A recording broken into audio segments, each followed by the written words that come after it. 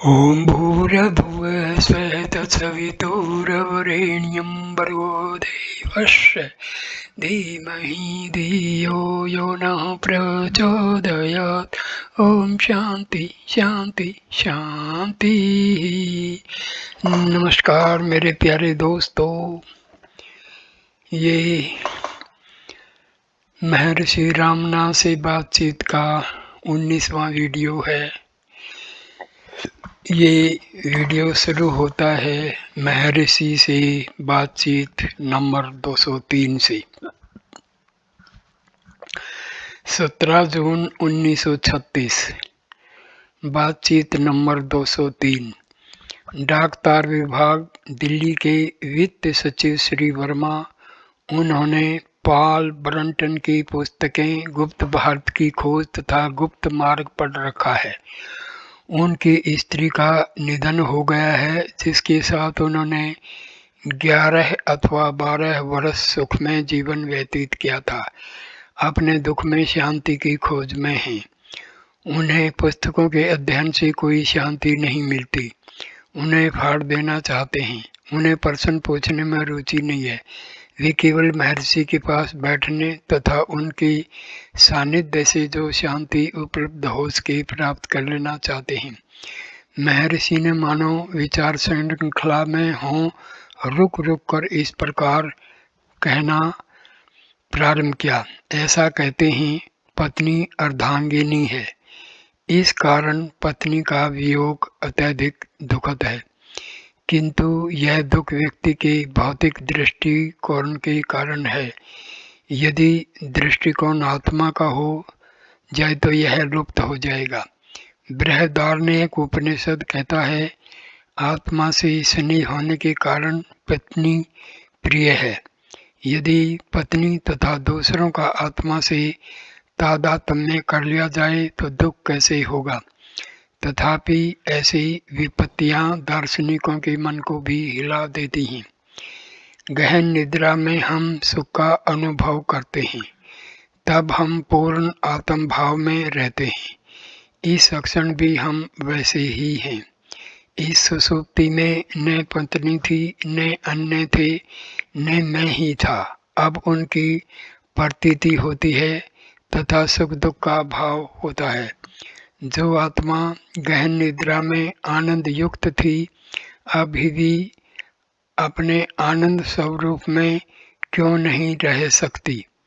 निरंतर के इस आनंद में आत्मा की देह से मिथ्या तादात्म्यता ही एकमात्र बाधा है। भगवत गीता का कथन है, असत वस्तु का अस्तित्व नहीं है, सत्य का कभी अभाव नहीं है। इन दोनों की वास्तविकता तत्वज्ञानी पुरुषों द्वारा अनुभव की गई है। तत् सदैव सत्य है, असत सदैव असत है। फिर न उनका जन्म होता है, न उनकी मृत्यु होती है, न उसका अस्तित्व आगे के लिए होना बंद हो जाता है। अजन्मा नित्य शाश्वत पुरातन जब शरीर के टुकड़े कर दिए जाएं, तब भी वह नहीं कटता। इस प्रकार न जन्म है न मृत्यु। जागृति जन्म है तथा सुषुप्ति मृत्यु है। जब तुम दफ्तर गए थे अथवा जब तुम गहरी नींद में थे, तब क्या पत्नी तुम्हारे साथ थी? वह तुमसे दूर थी। तुम इस विचार से संतुष्ट थे कि वह कहीं है, जबकि अब तुम्हें यह विचार है कि वह नहीं है। अंतर विचारों के अंतर का है, यही कष्ट का कारण है। पत्नी के अभाव का विचार कष्ट उत्पन्न कर रहा है।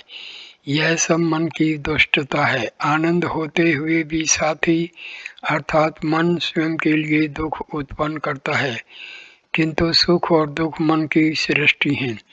फिर मृतकों के लिए शोक क्यों? वे बंधन से मुक्त हुए। मन स्वयं को मृतकों से युक्त रखने हेतु शोक की श्रृंखला गढ़ लेता है। किसी का देह अवसान हो गया तो क्या, कोई नष्ट हो गया तो क्या। स्वयं को मृतक करो, स्वयं को नष्ट करो। इस दृष्टि से किसी की मृत्यु के उपरांत कोई कष्ट नहीं होगा। इस प्रकार की मृत्यु का क्या अभिप्राय है?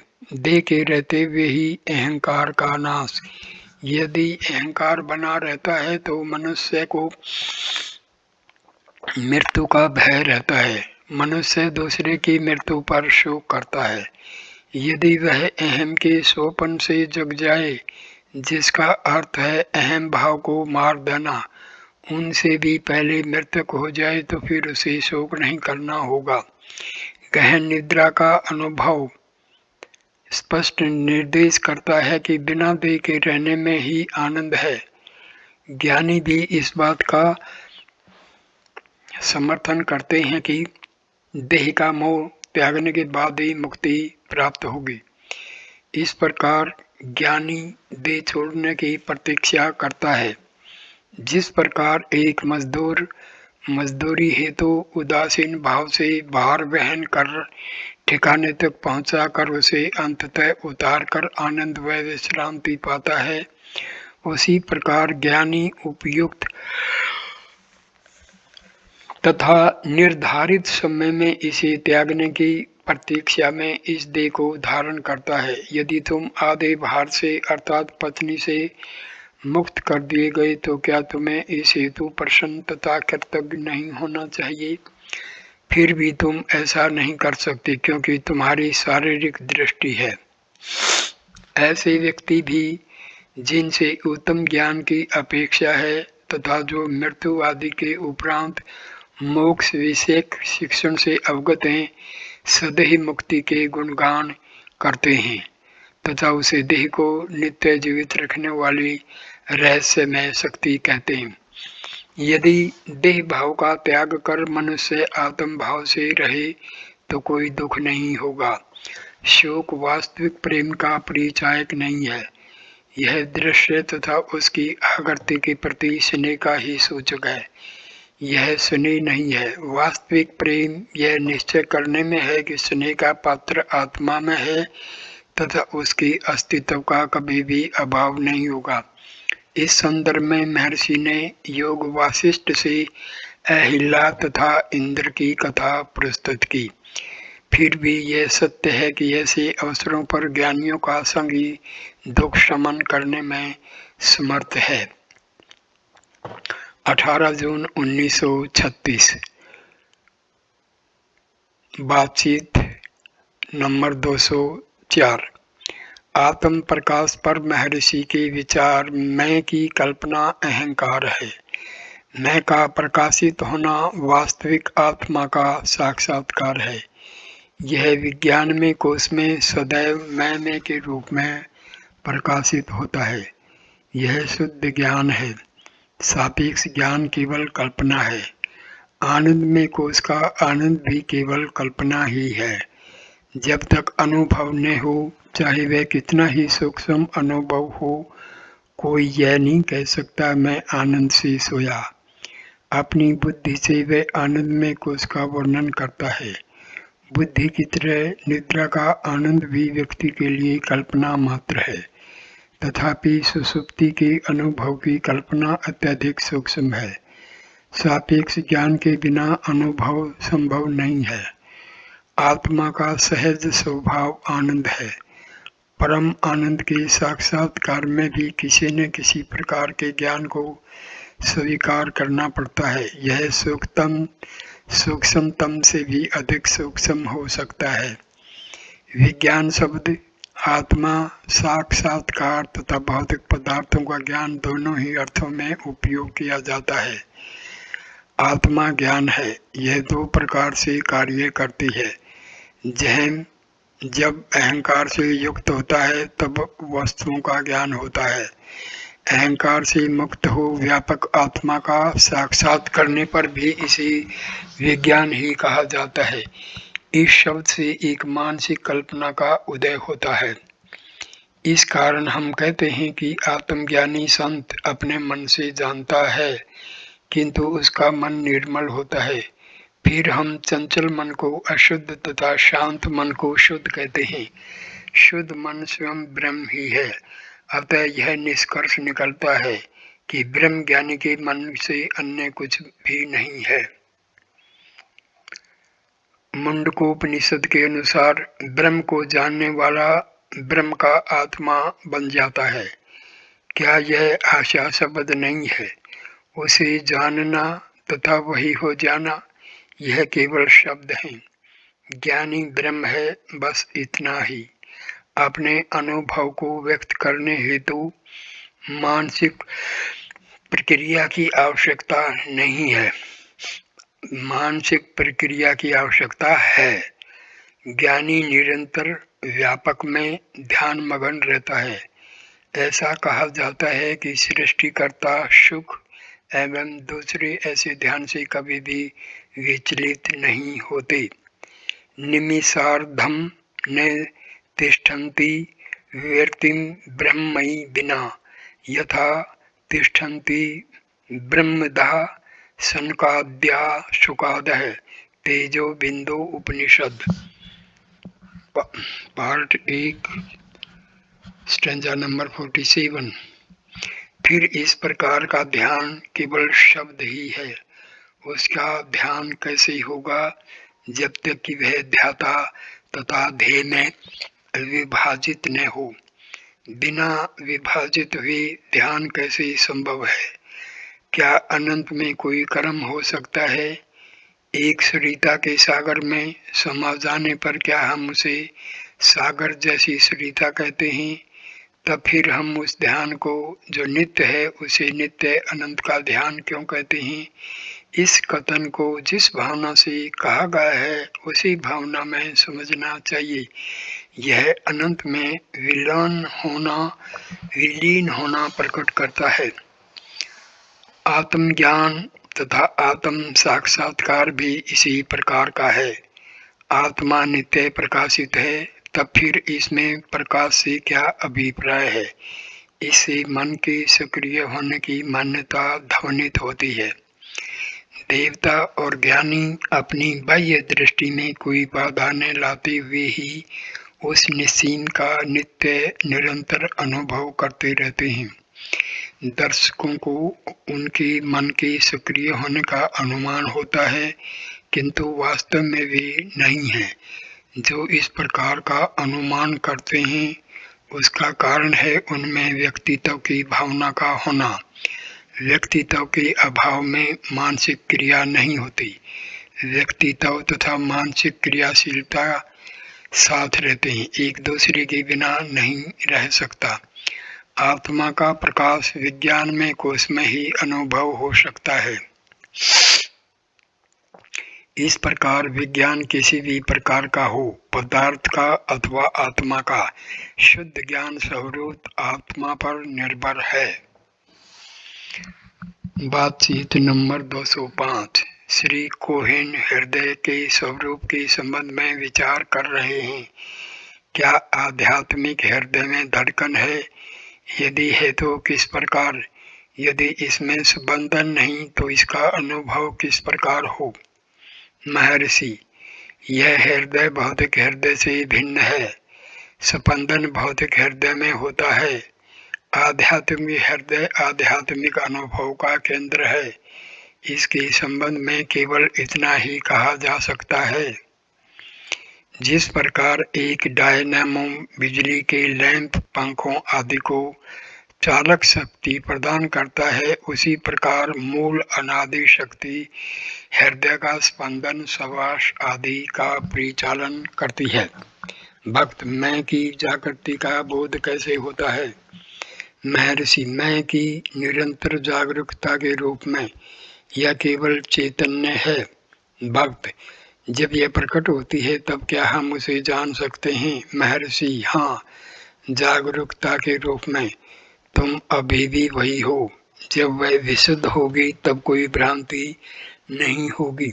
भक्त, ध्यान के लिए हृदय जैसे स्थान की आवश्यकता क्यों? महर्षि, क्योंकि तुम्हारा लक्ष्य चैतन्य है।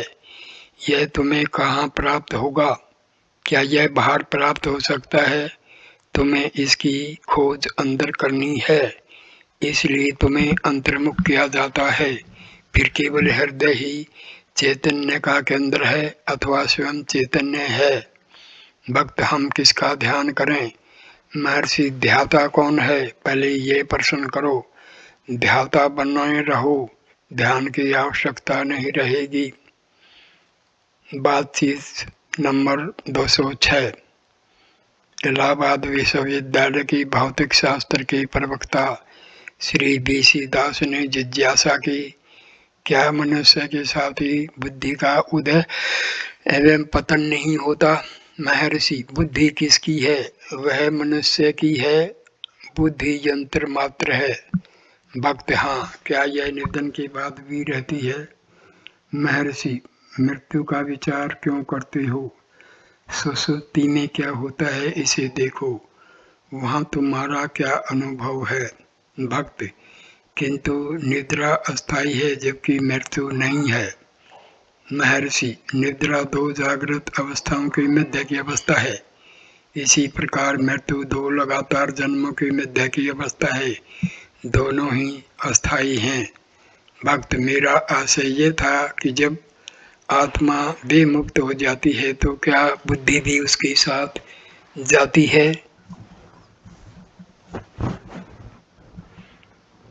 महर्षि, आत्मा देह मुक्त नहीं होती, निरंतर अंतर शरीरों का है। वह स्थूल शरीर न रहे तब वह सूक्ष्म शरीर होगा। जिस प्रकार निद्रा में, स्वप्न में तथा दिन के स्वप्न में बुद्धि में परिवर्तन नहीं होता, परिस्थितियों के अनुसार शरीर में अंतर हो सकता है। भक्त, आत्मा के साथ रहने वाला क्या सूक्ष्म शरीर है? महर्षि, बुद्धि अभी भी सूक्ष्म शरीर है। भक्त, यह कैसे हो सकता है? महर्षि, क्यों नहीं? तुम ऐसा सोचते दिखते हो कि बुद्धि शरीर के समान सीमित नहीं है, वह कुछ तत्वों का केवल समूह है। सूक्ष्म शरीर इसके अतिरिक्त और क्या है? भक्त, किंतु बुद्धि एक कोश है। महर्षि, हाँ, बिना बुद्धि के किसी कोश का भान संभव नहीं है। यह कौन कहता है कि 5 कोश हैं? क्या बुद्धि ही ऐसा नहीं कहती? बातचीत नंबर 207। केवल गहन निद्रा ही अद्वैत की अवस्था है। क्या वहाँ जीव तथा परमात्मा का भेद रहता है? निद्रा में समस्त भेदों की विस्मृति हो जाती है, केवल यही आनंद है। देखो, इस आनंद को प्राप्त करने के लिए किस सावधानी से लोग शैया तैयार करते हैं। कोमल बिछावन, तकिए आदि का उद्देश्य गहन निद्रा लाना है, तात्पर्य जागृति को समाप्त करना है। तथापि स्वयं गहन निद्रा की अवस्था में कोमल शैया आदि का कोई उपयोग नहीं है। इसका भाव यह है कि सारे प्रयत्नों का तात्पर्य केवल अज्ञान को नष्ट करना है, साक्षात्कार के उपरांत उनका कोई उपयोग नहीं है। बातचीत नंबर 208। व्यक्ति का स्वयं को समर्पण करना ही पर्याप्त है। समर्पण का अभिप्राय है अपने अस्तित्व के मूल स्रोत में स्वयं को देना। यह मूल स्रोत तुमसे बाहर किसी ईश्वर में है, ऐसी कल्पना कर स्वयं को भ्रांत मत करो। स्वयं का मूल स्रोत स्वयं में ही है। स्वयं को किस प्रति समर्पण कर दो, इसका आशय यह है कि मूल स्रोत की खोज कर उसमें विलीन हो जाओ। क्योंकि तुम स्वयं को इससे बाहर मानते हो, इसलिए प्रश्न उठाते हो, मूल स्रोत कहाँ है? कुछ व्यक्ति तर्क करते हैं कि शक्कर स्वयं अपनी मधुरता आस्वादन नहीं कर सकती, इसलिए अन्य व्यक्ति की इसका स्वाद व आनंद लेने हेतु आवश्यकता है। इसी प्रकार व्यक्ति परमात्मा बनकर स्वयं ही उस अवस्था का आनंद नहीं ले सकता। अतः एक ओर तो व्यक्ति होना चाहिए तथा दूसरी ओर परमात्मा, जिससे कि आनंद की अनुभूति संभव हो। क्या ईश्वर शक्कर की भांति जड़ है?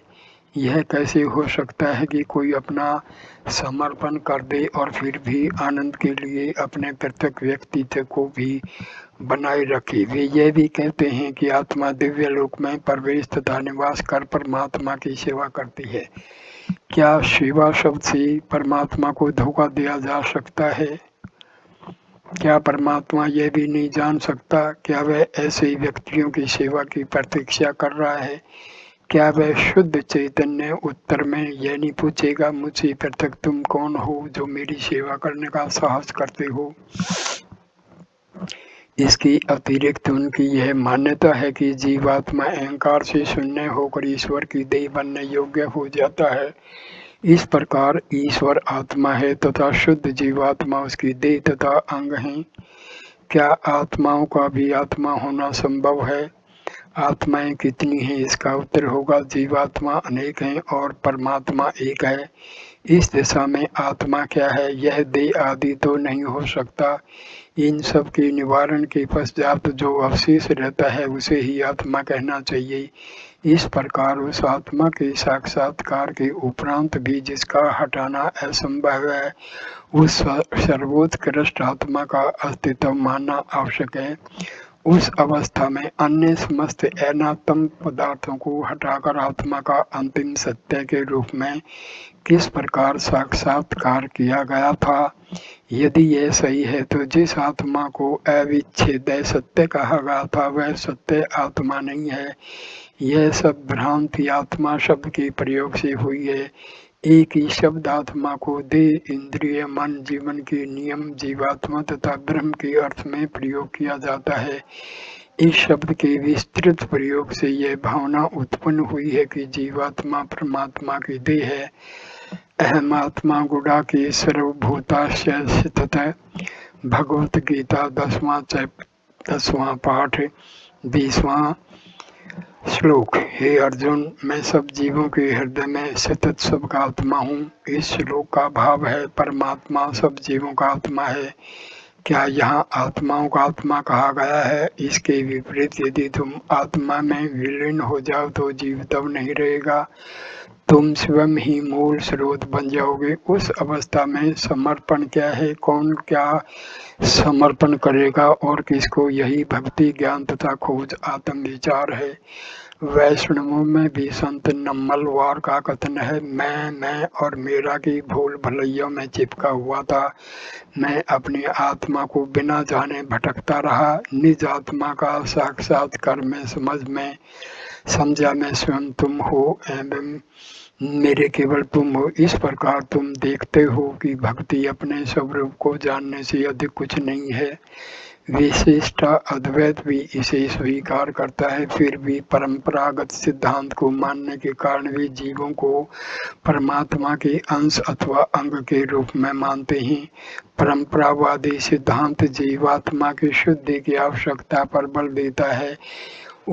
उसके उपरांत परमात्मा के प्रति समर्पण का निर्देश करता है। तब अहंकार नष्ट हो जाता है तथा मृत्यु उपरांत व्यक्ति विष्णु लोक को प्राप्त करता है एवं अनंत परमात्मा अथवा अनंत के आनंद को प्राप्त करता है। स्वयं को मूल स्रोत से पृथक मानना अपने आप में दृष्टा है। यह मान्यता की अहंकार निवृत्ति से मनुष्य शुद्ध बन जाता है तथा परमात्मा के आनंद की प्राप्ति तथा परमात्मा की सेवा हेतु अपना व्यक्तित्व पृथक सुरक्षित रखता है। धूर्तता पूर्ण छल है। यह कितने धोखे की बात है कि पहले जो वास्तव में उसका है उसका स्वामी बने और तब उसकी अनुभूति एवं सेवा की वंचना करे। क्या यह सब पहले से ही परमात्मा को ज्ञात नहीं है? इस वीडियो को मैं यहीं पर विराम देता हूँ। नमस्ते दोस्तों, ये वीडियो देखने के लिए कृपया करके इसको लाइक करना, कमेंट करना, शेयर करना और चैनल को सब्सक्राइब करना। अगला वीडियो नंबर 19 महर्षि से बातचीत नंबर 209 से शुरू करेंगे। नमस्ते मेरे प्यारे दोस्तों।